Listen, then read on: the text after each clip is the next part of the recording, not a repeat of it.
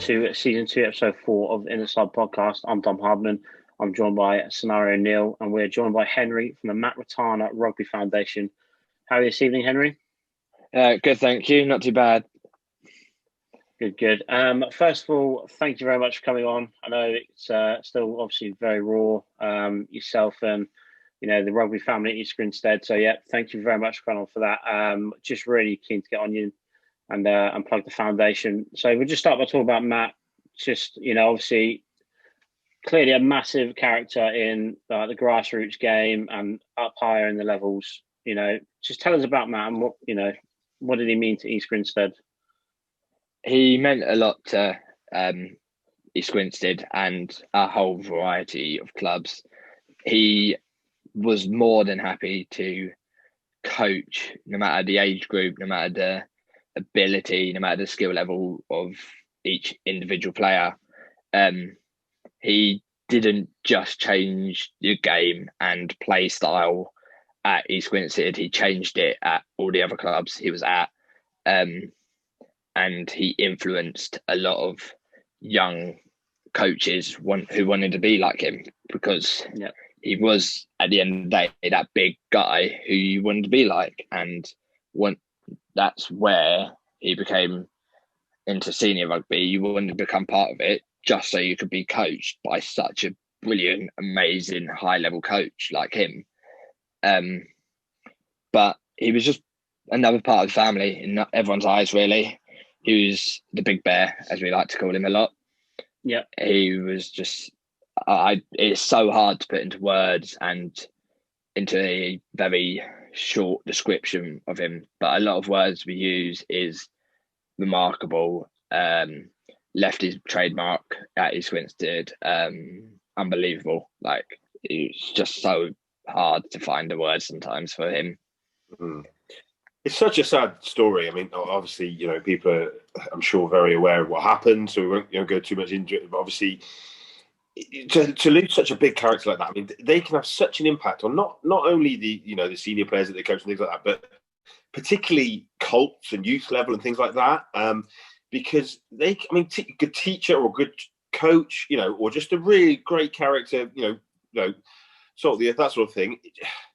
It can leave such a positive impact on people's lives. That's why it's such a shame when something like this has to happen. It just there's almost no words for just how how I feel for you guys. Obviously, you know personally, like you were saying just before we started, you worked with him for a long time. He coached you and then moved up as well. And yeah, actually, it's just mad, it's mind blowing, really crazy. Yeah, so you mentioned before, obviously, you first coached you in the Colts. You want to just talk us through a timeline? How did how did you have an impact on your life personally? For me personally, he really improved my game, and he was more than welcoming. So I joined East Grinstead when I was 16. I moved from Crawley because I was struggling for game time there a lot of the time, and struggling with a lot of other things going on at the time. So I moved to East Grinstead, just primarily because one of my mates was there and thought nothing more of it. He then introduced me to the whole team, and the bond we made instantly was, I'm so willing and so nice to meet a man who was like that. He sort of took me under his wing because he saw that I wasn't the best player out there. He saw I wasn't the worst player out there either. He saw key skills in everyone and sort of broke it all up and used blocks to sort of show us what to do. Sometimes during games, he took me aside and said, that person in front of you is going to hurt your mum, so smash straight through them. Don't be afraid to absolutely just fly right through them and act as if they're going to go for you. He then developed my skills 16, 17, and I was normally benched because there were better players than me at the time. And then as I grew to 17, 18 for the Colts team, he started playing me a lot more regularly and just developed the key skills I needed to learn to get into seniors. Yep. And then when I turned 17, I started playing for the second team. This was just a foundation to put me into place and understand the senior game a bit more. And he was always calling me after games, calling me late at night, saying, how did it go? What could you do to improve, do you think? How to develop myself as a person and as a player. And then this year, obviously, I joined the senior team with him, and it sort of just skyrocketed from there. The whole team, him, I'm the youngest player for the senior team, and then I got taken under his wing, and I've done a lot of some one-to-one stuff with him, one to fitness. Even if he was a big lad, like, he was still happy to do cardio stuff with me. Yes. So our relationship was really nice. Yeah. No, sounds great. So, you know, obviously a massive figurehead within the local rugby community and throughout the leagues. How is East Grinstead doing? You know, what is the feeling there? You know, what's going on there now at the moment? We obviously are in lockdown at the moment, so we're not allowed to train. But it's different, very, very different. We've had a lot of support from the Premiership leagues, the Championship leagues, other Sussex clubs. They've all supported. International teams have helped support us as well. Yeah, in East Grinstead, we're not looking to actually replace him. There's no one that could really replace him at this point in time. We don't believe there will be anyone who can suit that role like he did and beat the role like he did. But the coaches we have, Matt brought in for a reason, and that reason is to develop our skills, and that's what they're doing, I believe. And the benchmark Matt put in, no one will forget East Grinstead at the moment. Yeah, that's awesome. I mean, so to change that not slightly, but going back to the foundation itself, then, I mean, obviously, is it yourself that formed it? Is it a group of players? Is it friends and family? What's the story there? How did it come about? It sort of came about from one of the players. Yeah. So at first we ran a campaign that is now known as Try for Matt. It started off where, as a player, you posted a photo of yourself, black and white, playing rugby, and you just used the hashtag Try for Matt. And we're now using it as a shirt campaign with hashtag Try for Matt, Donate for Matt, Nominate for Matt, and Celebrate for Matt. But a group of us sort of organised it all together. We have different people on different schemes of it. So I run the Instagram. Someone runs the Twitter and LinkedIn account we run. And then two people run the Facebook page, and they're all under the Matt Ratana Foundation or Try for Matt if you're on Instagram or Twitter. And we work with primarily Atlas, and they're the reasons we have these shirts and the Kuma, and they sort of have created designs of a lot of the stuff and helped us get out to the bigger communities such as Malroe, Tojay, Piers Morgan, like that. So yeah, sure. So how many shirts so far? You know, have you got through? I've been keeping track of the numbers. You know, they're flying up. There's a lot of big names and big people who will get behind this. Yeah, I will just check. It's over 1,000. I know that. Wow. At the moment, we are on shirts and hats. 1,846. Wow. With 172 donations, with 134,000 raised. Wow. That's awesome. Absolutely awesome. Yeah, we got. So what is the? Sorry, go on. Okay. Carry on. Sorry.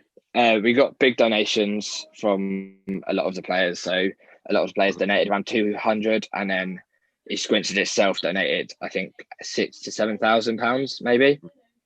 So yeah. So what is the main aim of this of the foundation? You know, what's the donations going towards? So what are you trying to carry on? You know, obviously Matt's legacy.